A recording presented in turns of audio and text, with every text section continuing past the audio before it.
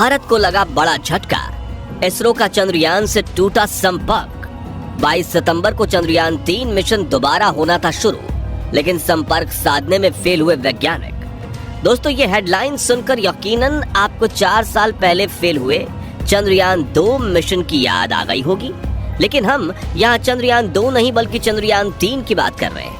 आप सोचेंगे कि चंद्रयान 3 मिशन तो सक्सेसफुल रहा था, फिर यह कनेक्शन टूटने और मिशन फेल होने की बात अब क्यों की जा रही है?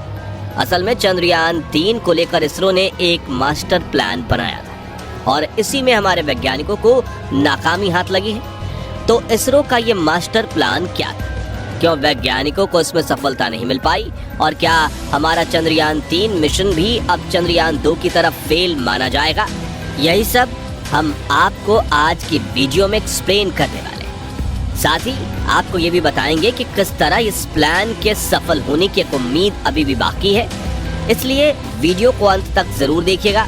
साथ ही अगर आप चैनल पर नए हैं तो सब्सक्राइब करना बिल्कुल भी ना भूलें। दोस्तों, इसरो ने प्लान किया था कि 22 सितंबर को जब चांद पर नए दिन की शुरुआत होगी तो वैज्ञानिक इस मिशन को आगे बढ़ाकर एक नए मुकाम पर ले जाएंगे। इरादे खराब नहीं थे और ना ही हमें अपने वैज्ञानिकों की काबिलियत पर कोई शक है, लेकिन फिर भी हालात कुछ ऐसे हो गए कि हमें इस प्लान में सफलता नहीं मिल पाई। साफ शब्दों में कहें तो इसरो वैज्ञानिक विक्रम लैंडर और प्रज्ञान रोवर के साथ संपर्क बनाने में नाकामयाब हो गए। अब आप कहेंगे कि इसरो का संपर्क तो चंद्रयान 3 के साथ मिशन की शुरुआत से ही बना हुआ था, फिर ऐसी क्या नौबत आ पड़ी कि उन्हें दोबारा कनेक्शन बनाना पड़ा? चलिए आपको इसरो के इस प्लान के बारे में डिटेल में समझाते हैं, क्योंकि इससे आपके सारे डाउट क्लियर हो जाएंगे।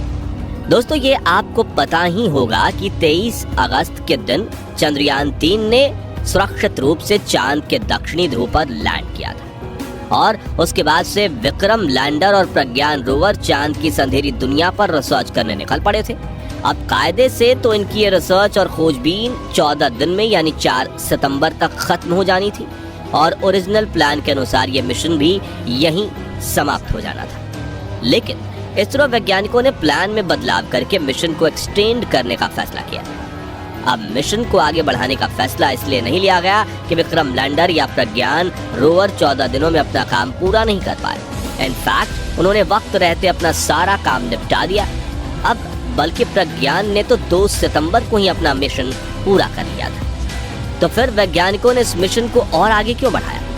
क्योंकि विक्रम लैंडर और प्रज्ञान रोवर का काम उम्मीद से ज्यादा बेहतर रहा था। जैसा वैज्ञानिकों ने सोचा था, प्रज्ञान और विक्रम अपना सारा काम निपटाने के बाद उससे कहीं ज्यादा बेहतर हालात में थे। यानी इनके सभी सिस्टम और पेलोड वगैरह बिल्कुल सही तरह से काम कर रहे थे, साथ ही इनकी हेल्थ भी एकदम टॉप क्लास थी। अब यहाँ हमारे वैज्ञानिकों को लगा कि मिशन को कम से कम 1 लूनर डे के लिए आगे बढ़ाना बेहतर होगा, क्योंकि इससे हमें चांद पर रिसर्च करने के लिए 14 दिन और मिल जाएंगे और हमें चांद को ज्यादा बेहतर तरीके से समझने का एक मौका मिलेगा। तो इस तरह वैज्ञानिकों ने इस मिशन को एक्सटेंड करने का प्लान बनाया। पर सवाल अब ये आता है कि इस सब में वैज्ञानिकों का विक्रम लैंडर और प्रज्ञान रोवर से संपर्क कैसे टूटा? आप यकीन नहीं करेंगे, पर यह कनेक्शन इसरो वैज्ञानिकों ने खुद तोड़ा था, लेकिन इसके पीछे कारण था। दरअसल 4 सितंबर को जब प्रज्ञान और विक्रम ने अपना असाइनमेंट यानी उन्हें जो काम दिए गए थे वो पूरा कर लिया, तो उस समय चांद के दक्षिणी ध्रुव में रात होने वाली थी। क्योंकि चांद पर रातें तो बहुत ज्यादा ठंडी और अंधेरी होती हैं, ऐसे में उस समय किसी भी तरह के मिशन को अंजाम देना मुमकिन ही नहीं है। यही वजह थी कि वैज्ञानिकों ने अपना कनेक्शन तोड़कर अगला दिन निकलने तक प्रज्ञान और विक्रम दोनों को स्लीप मोड में डाल दिया। प्रज्ञान रोवर का काम लैंडर से 2 दिन पहले खत्म हो गया था, इसलिए उसे 2 दिन पहले यानी 2 सितंबर को स्लीप मोड में भेजा गया, साथ ही विक्रम लैंडर को 4 सितंबर के दिन। अब यहाँ इसरो ने जानबूझकर इन दोनों के रिसीवर को ऑन ही रहने दिया, ताकि 22 सितंबर के दिन जब चांद पर नया दिन निकले तो वैज्ञानिक कमांड देकर इसे नींद से जगा सके। यही वजह थी कि हम सभी को 22 सितंबर का बेसब्री से इंतजार था, लेकिन इस प्लान के मुताबिक जिस बात का डर था वही हुआ। दरअसल 22 सितंबर को चांद के दक्षिणी ध्रुव में नया दिन निकलने पर वैज्ञानिकों ने जब लैंडर और रोवर से संपर्क बनाना चाहा तो उन्हें उनकी तरफ से कोई सिग्नल या रिस्पॉन्स नहीं मिला। इसरो वैज्ञानिकों ने काफी कोशिश की, लेकिन उनके हाथ हर बार निराशा ही लगी। तो ऐसे में यह सवाल उठना लाजमी है कि स्लीप मोड में जाने से पहले अगर प्रज्ञान और विक्रम के सभी सिस्टम बिल्कुल सही तरह से काम कर रहे थे, तो 14 दिन स्लीप मोड में रहने के बाद इन्होंने अचानक से रिस्पॉन्ड करना बंद क्यों कर दिया?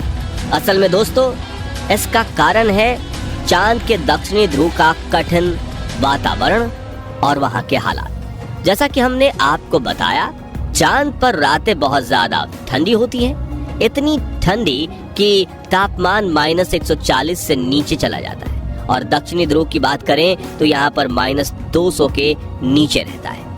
इतने कम तापमान में किसी भी प्लास्टिक, मेटल या मशीन का सर्वाइव कर पाना ऑलमोस्ट इम्पॉसिबल है, क्योंकि ज्यादा तेज ठंड होने पर इस तरह की मशीनें और इलेक्ट्रॉनिक उपकरणों में क्रैक यानी दरारें पड़ जाती हैं।